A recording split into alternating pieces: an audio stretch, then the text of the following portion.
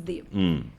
Talvez a mais fácil e bem inclusiva e confortável, porque o calor, né? O calor é bem forte, mas é fascinante. Eu queria que esse programa reverberasse assim, nos ouvidos de quem esteja nos assistindo, porque é um outro Brasil inebriante. Eu me lembro de mandar fotos até para as pessoas que trabalham na agência, eles falaram assim, tem certeza que isso é Rio? Eu tenho, mandava para o grupo, quando tem um pouquinho de internet, tem certeza que isso é Rio? Eu falei, gente, porque tem horizonte no Rio. Que coisa maravilhosa, né? Então, é uma experiência sustentável, diga-se de passagem, mas sustentável em todos os sentidos, porque ela é inclusiva com quem vive no lugar. Tá. Então, eu posso definir, são 3 pilares. A observação da fauna e da flora. Eu digo observação. Né? Da fauna e da flora. Nunca interagir. Com uma exceção, que é o nado do boto, se ele aparecer. Se ele aparecer. Mas aí tem toda uma orientação, uma instrução. Tem gente lá para te orientar. Toda uma orientação. Pois é. Esse que é legal, porque quando você vai... Então, você tem a experiência da selva com trilhas, sempre acompanhado com um biólogo e com uma pessoa da região. Né? Você tem essa experiência da observação da fauna e da flora, da interação com as comunidades ribeirinhas. E o interessante é porque você conversar com essas pessoas e como pode dar certo, porque eles são envolvidos economicamente no processo. Isso. Entendeu? Eu entendo. Isso é que é o bacana da coisa. Voltando à exceção do animal, da observação na verdade, eles já iam... Onde é que você para ali, na maioria das vezes? Aquele ribeirinho, porque eles vivem ali. Então, o boto seria aquele cachorro do bairro. Eu sei como sabe? é. Então, ele coloca comida. Então, ele falava, olha, não sei se ele vem. Essa hora eu sempre coloco a comida. Então, eles vêm. Você fica nadando e, de repente, surge, sem tocar, sem nada, mas por conta da vontade do boto, né? Aí eles explicam. Eu não vou dar muito spoiler. Não dá muito spoiler, não, porque senão por quando ele é rosa, por que ele não é rosa? Porque, mas só provoca. Só provoca, é muito legal. Só provoca. É muito legal. Você tá nadando, de repente, ele gosta de gente, sabe? Ele não tem medo, não. Ele interage. Ele, de repente, ele faz uma curva assim, você toma aquele susto, aquela coisa áspera. É muito legal. Eu imagino que seja. Como é que esses cruzeiros no Amazonas facilitam uma verdadeira imersão nessa diversidade? Você falou dessa interação, não, dessa observação, né, da biodiversidade, do que tem da natureza com os ribeirinhos. Eu imagino que deve ser muito impactante essa cultura nossa com a cultura deles. Principalmente em termos de gastronomia, de comida. Exatamente. Embora no cruzeiro, como todo cruzeiro fluvial de exploração, tá? O cruzeiro fluvial em si, ele já é um cruzeiro de exploração, seja ele na Europa, seja ele aqui. Onde for. Porque se você entra, né, no caso do país civilizado, você vai entrando dentro das cidades pequenas que você não faria antes. No nosso caso, que estamos na selva, você vai comer comida fresca com ingrediente local. Isso. Mas tem também alguma coisa, ele é oferecido, ele é completamente diferente do cruzeiro grande, marítimo, que a gente imagina, não é self-service grande. Nada disso. Inclusive, dentro do próprio barco, a interação entre as pessoas, ela é muito maior. Porque está todo mundo ali com o mesmo objetivo. Então, você vai comer o peixe que o ribeirinho pescou, que o chefe foi lá e pegou. Ele vai te apresentar aqueles pratos, o que é feito. E também, para quem não é muito curioso de experimentações novas, tem ali alguma coisa a ser oferecida. Mas são peixes brancos, que a maioria que está ali para experimentar. Rio, né? Peixe de rio. Menino, só para vocês terem uma ideia, só o tucunaré, que é o mais famoso, tem 14 espécies de tucunaré. Olha só. Aí tem uma sardinha, que eu não consigo pronunciar, eu fiz uma cola aqui, sabe? Vai. Uma sardinha aracu, que é maravilhosa, que é uma sardinha de água doce. Eu acho que é isso mesmo. Deixa eu pegar aqui minha cola, porque os nomes, gente, indígenas, é igual a gente falar japonês. Igual falar japonês. Eu fiz aqui, ó. A sardinha é cará-açu. Cará-açu. O aracu é um outro peixe, porque também tem o aruanã. Entendeu? Então, assim, quando eu falo de peixe lá, o peixe pequeno são 5 quilos. O cará-açu, açu na linguagem indígena é grande, né? É grande. Mirim pequeno, açu grande. Mas eles não têm uma sardinha, que é uma sardinha maior, que eu não sabia que era sardinha. Cará-açu. O nome dela deve ser cará e cará-açu, porque deve ser uma sardinha grande. Exatamente.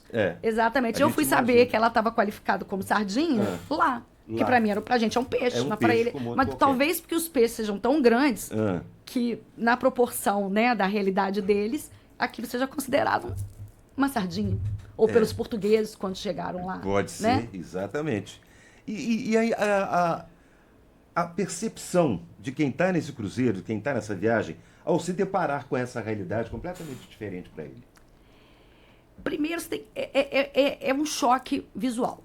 Né? Eu vou só separar as duas possibilidades, porque existem duas formas hoje, nesse cruzeiro específico, de você explorar. Então, se você vira para mim e fala assim, Cláudia, eu sou alucinado com fauna. Então, eu vou te dizer para você, sobre o Solimões. Solimões é barrento, como tem mais barro, tem mais alimento, tem mais animal. Tá? Se você fala assim para mim, aí eu sou alucinado com a selva, com o visual, eu quero fazer mais trilha, aí eu falo, vamos para o Rio Negro fazer a Navilhanas, que é o Parque Nacional. Entendi. Tá? Então tem dois. Você vai ver animal? Vou sim, mas eu vou ver mais ave. Mais ave. E aí, o outro já vou ver mais bicho carnudo.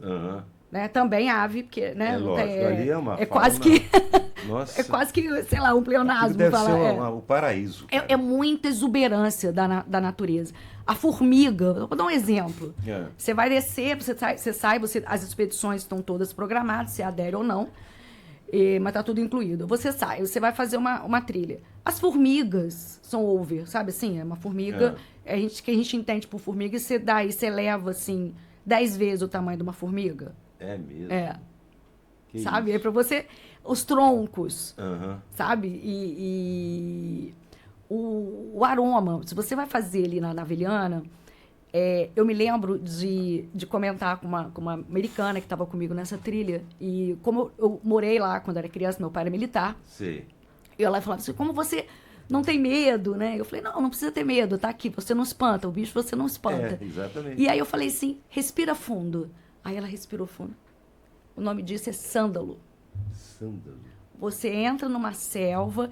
Lembra aquele cheiro do patchouli? Sim. Era raiz. Sim. Aquela raiz está ali. É uma raiz. Então, quando você vai entrando nessa selva e ele vai apresentando as raízes, as plantas medicinais, como é que faz, como é que marca o caminho. E muitas vezes são indígenas que estudaram, que hoje tem lá a própria Samsung, patrocina o EAD ali também e tal. E você vai ficando completamente, não tem como sair de lá completamente apaixonado por esse país.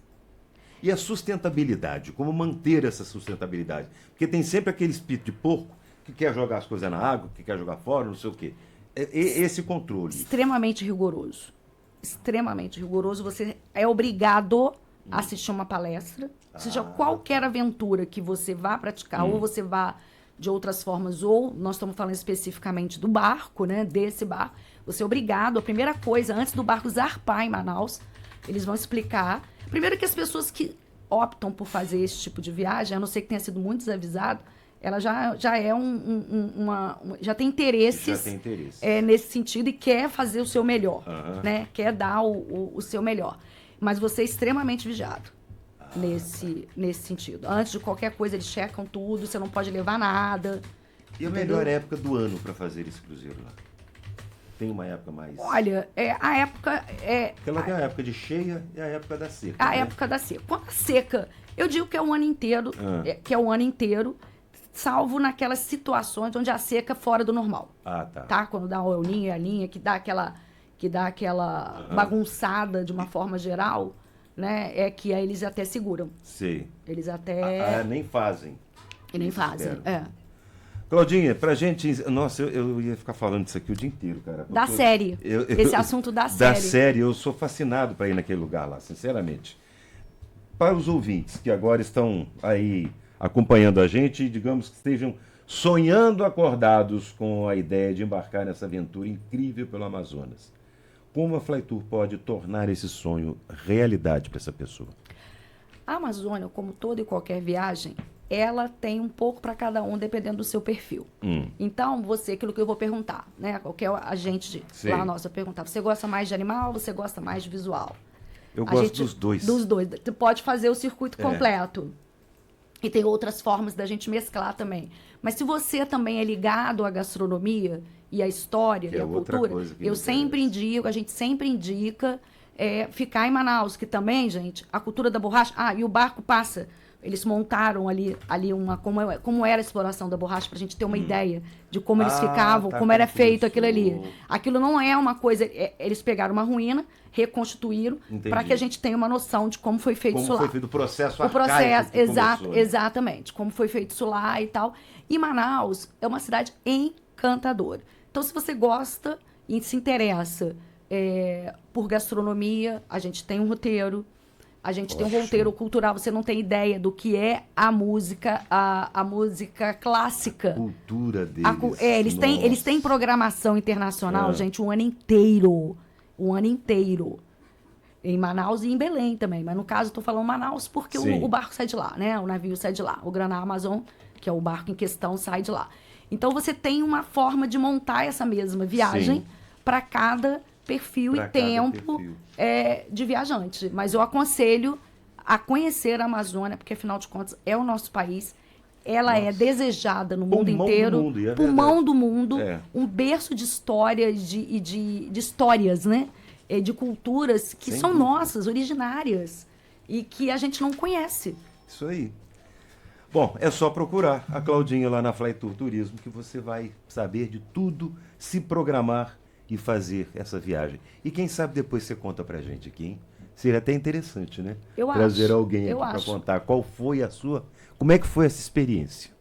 Claudinha, obrigado mais uma vez. Eu que agradeço. Espero a sua volta aqui em breve. Sempre que me convidar, para contar mais novidades. Um abração para você.